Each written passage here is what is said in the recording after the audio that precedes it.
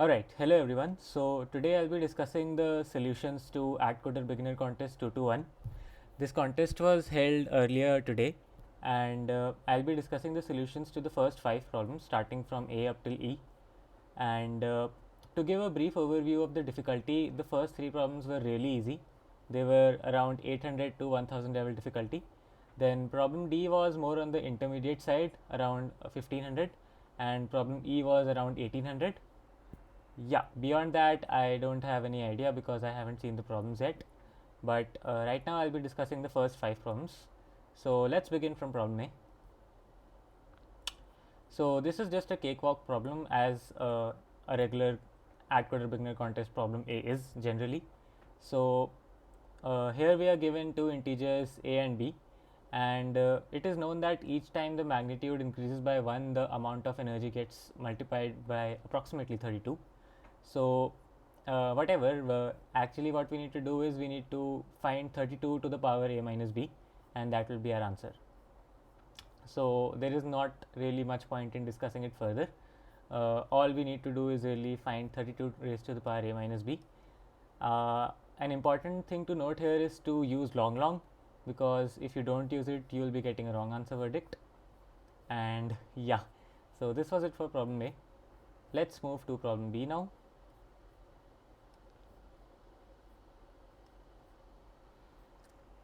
Alright, so in problem B, we are given two strings s and t, and we need to determine whether it is possible to convert s into t by using at most one operation of certain kind, and that operation is we choose two adjacent characters of s and just swap them, right? So here you will notice that the constraints are really small. As you can see, both the strings have a length of at most 100. So basically, again, yeah, we can just do a brute force here and check for every possible adjacent pair of indices, swap them and check whether s and t are equal or not. Also, initially, without any kind of swapping, we need to check whether s and t are initially equal or not. And yeah, if in any iteration we find s to be equal to t, then we are basically done. Let's just look at the code for a while. So basically, initially I check whether the both of the strings are initially equal or not. Finally, I just keep swapping elements, checking them and swapping them back. It's important to swap the elements back because that might create issues later on. So yeah, that was pretty much it for problem B. Let's move to problem C. I'll be covering the first 3 problems quickly because there is not much point in giving a lot of time to them. So yeah, now let's move to problem C. This statement initially contained some typos, due to which a lot of people had a lot of confusions in this problem. But yeah, they corrected it very promptly. So yeah, there's that. So in this problem, we are given an integer n, and basically you can permute the digits of the integer and form any integer of your choice. And after you have done that, you basically partition it into two integers, right? So you choose an index and partition your permutation into two integers, and you need to do it in such a way that the product of these two integers is maximum. There are several other conditions that none of the integers should have leading zeros, which you need to keep in mind. But essentially what you need to do is, out of all the possible permutations, and in each permutation out of all the possible partitions, you need to do it in such a way that your product of the two numbers is maximum. And this problem seems really hard, but when you look at the constraints, you'll realize that the maximum number of digits in the integer can be up till 9. So basically a brute force approach will work here, and let's see how to determine whether a brute force approach will work or not. So let's analyze the runtime here. So if n is equals to 9, then I can say that the number of permutations will be around 9 factorial, right? I mean, will be exactly 9 factorial, considering there are no zeros here. So let's check out the value of 9 factorial. So 9 factorial is around 3 into 10 raised to the power 5, 3e5, and basically in each permutation we will partition it, and so each permutation will be partitioned, and there will be like 8 possible indices. So total computations is equals to 3e5 times 8, which is basically enough, right? So this denotes that we can use a brute force approach here. So yeah, nothing specific, you just generate all the permutations, and in each permutation try to partition at every index and take the product and just keep taking the maximums, right? So you can do it in several ways. This is how, let's see the code. This is how I did it. I generated all the permutations recursively, and once I had all my permutations in my perm vector, for each permutation I tried to partition it at every possible index and just took the maximum every time. You can also use a C++ STL function called next permutation, which I didn't do, but it would have been more convenient. So that's another trick you can do in this problem that makes it really easy. I generated all the permutations recursively because I knew how to do it, and it didn't take much of my time. So there's that. So yeah, nothing really special in this problem, just brute force. Alright, so moving on to problem D now.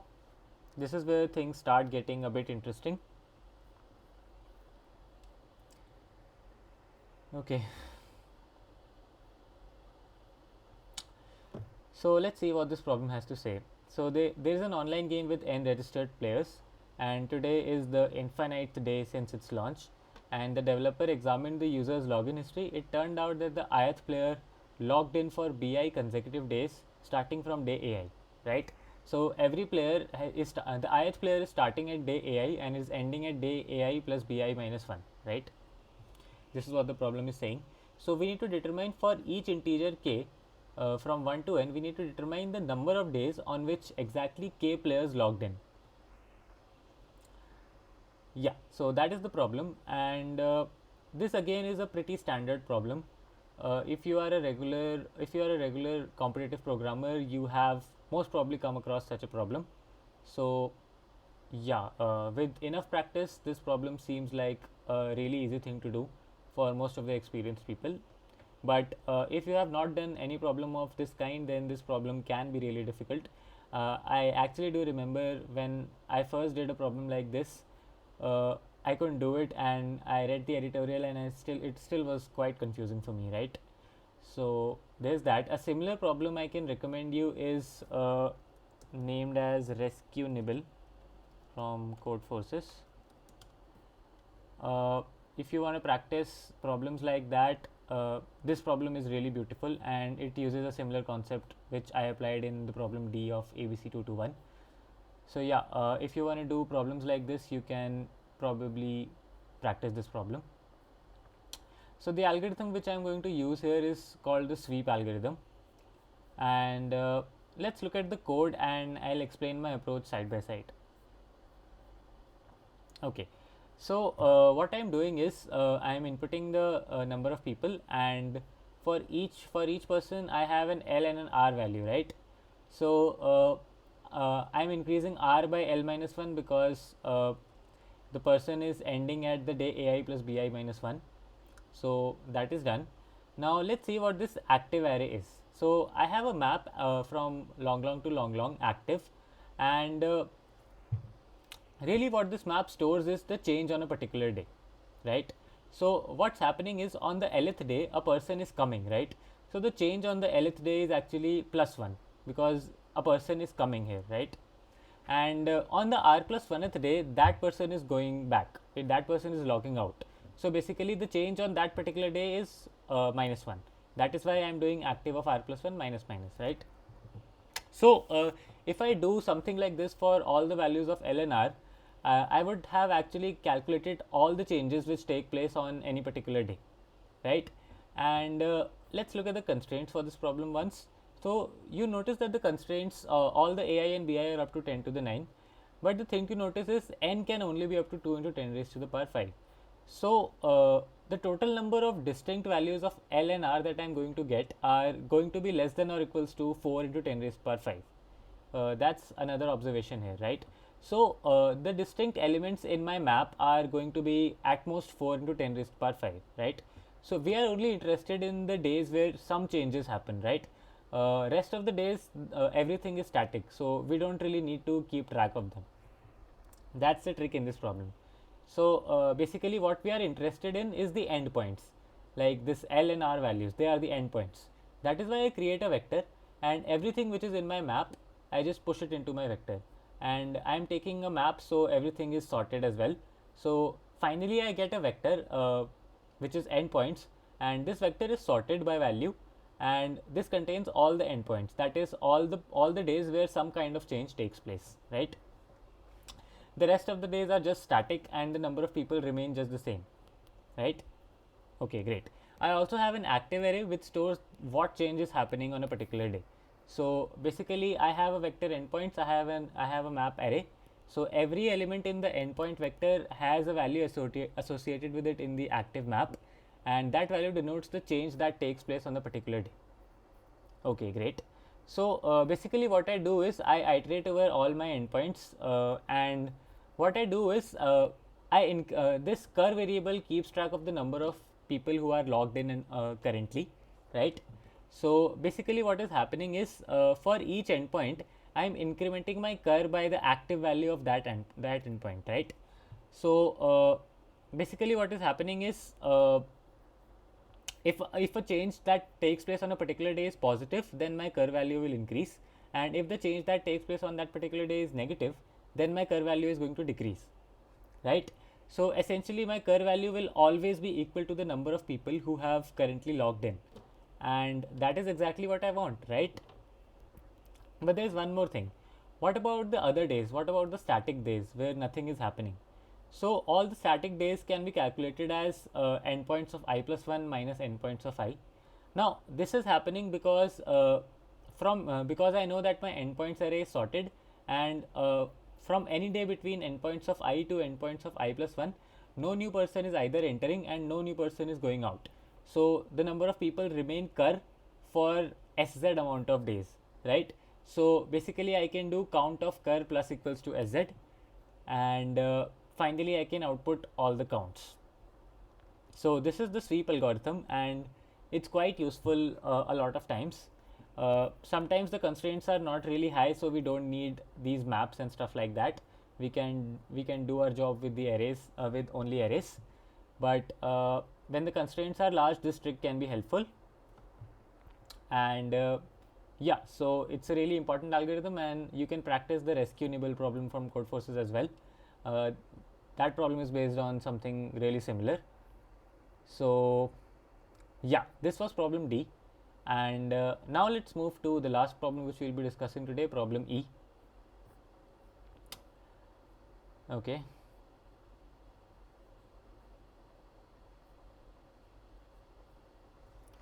Right, so this is going to be a really interesting problem for the day, and it will also use some advanced topics, for example segment trees.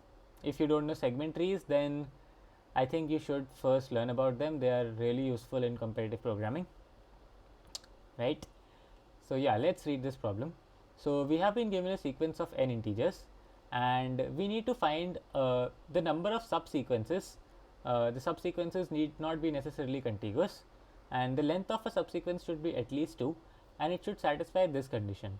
And this condition is essentially that for any subsequence, the first element should be smaller than or equal to the last element, right? So basically we need to count the number of subsequences in which the first element is less than or equal to the last element.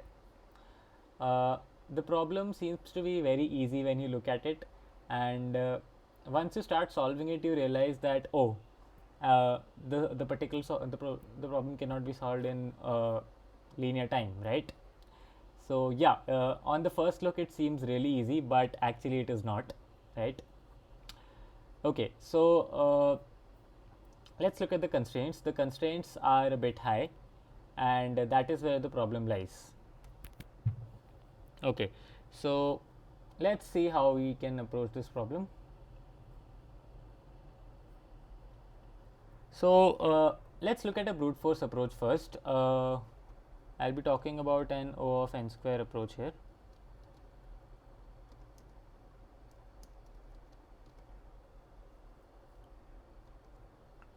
Right. So fix the endpoints. This is the brute force approach. So if we fix the endpoints of the subsequence as I comma j, where ai is less than equals to aj, then what will happen? Then I have j minus I minus 1 elements in between, and for each element I have a choice of either taking it or not, right? So I hope this is clear. When we are fixing the two endpoints as I and j, we have j minus I minus 1 elements in between them, and we have a choice for each of the element whether to take it or not to take it, right? So we have 2 raised to the power j minus I minus 1 subsequences, right? So for any I and j values such that j is greater than I and ai is less than equals to j, yeah, I should also mention j is greater than I here. Yeah, so for any two values of indices j and I where j is greater than I and ai is less than equals to a of j, I can say that I have 2 raised to the power j minus I minus 1 possible subsequences, right? So a naive O of n square approach will be to just iterate for I and j and check if a of I is less than equals to a of j or not. If that is true, then simply add 2 raised to the power j minus I minus 1 to my answer. Fair enough, right? But how do we optimize this? Yeah, so this is where the segment tree comes into play, right? So let's say I create an auxiliary array. Before that, let's see what this expression is. It is 2 raised to the power j minus I minus 1, right? So I have 2 raised to the power j minus I minus 1. This is nothing but 2 raised to the power j minus 1 upon 2 raised to the power I, right? So for a particular j, if we can calculate the summation of 1 upon 2 raised to the power I for all I such that ai is less than equals to aj, then I will have to add the sum into 2 raised to the power j minus 1 to my answer. So really for a particular j, what I want is this summation, the summation of 1 upon 2 raised to the power I for all i's which are less than j and the ai value is less than equals to the aj value, right? Yeah. So what I have done here is I have separated the 2 raised to the power j minus I minus 1 as 2 raised to the power j minus 1 upon 2 raised to the power I, and basically this this numerator depends only on j and this denominator depends only on I. So I am iterating over all the i's and I'll calculate this sum 1 upon 2 raised to the power I, and finally I'll just multiply it by 2 raised to the power j minus 1 and do this for all values of I and j. Well and good, this will give me an O of n square solution. So let's see how to optimize it, right? So I create an auxiliary array, let it be aux, right? So let's see what my aux array will store, right? Aux of I will store the sum of 1 upon 2 raised to the power j for all j such that a of j is equals to I, right? So if I have such an auxiliary array which will store the sum of all 1 upon 2 raised to power j such that a of j is equals to I, then when I am at a particular j value,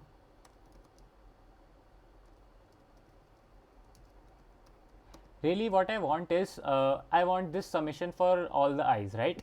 So basically I will add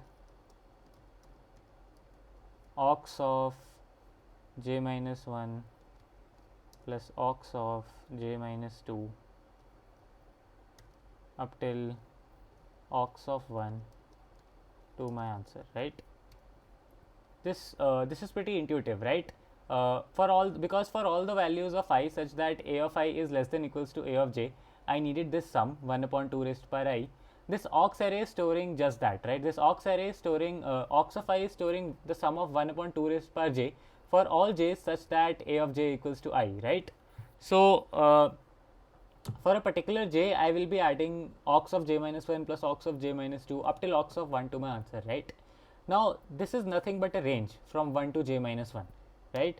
So this is a range from 1 to j minus 1, and whenever we talk about ranges we can use segment trees, right? So this sum can be calculated in O of log n using segment trees, right? So this is it, right? But you'd think that you have solved the problem, but then you realize that the constraints are high, right? The AI values are up till 10 raised to the power 9, and you can't simply store the AI values in a segment tree, right?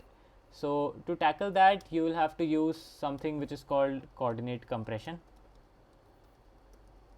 And if you don't know about coordinate compression, there are lots of resources to study about it. It's a really cool trick, and it's also very easy to understand. So I recommend you read about it before solving this problem, and it's just a 5-minute read. I'm sure you'll understand what that means. So yeah, to tackle the problem of high constraints, you compress the coordinates, and finally use segment trees to calculate this. So this is the approach. Let's just look at the code once, right? So yeah, this is my standard segment tree, and it will calculate range sums, and the updates will just increase a particular value by a particular value. There's that. So the update is not setting an index to a value, it is increasing an index by a value.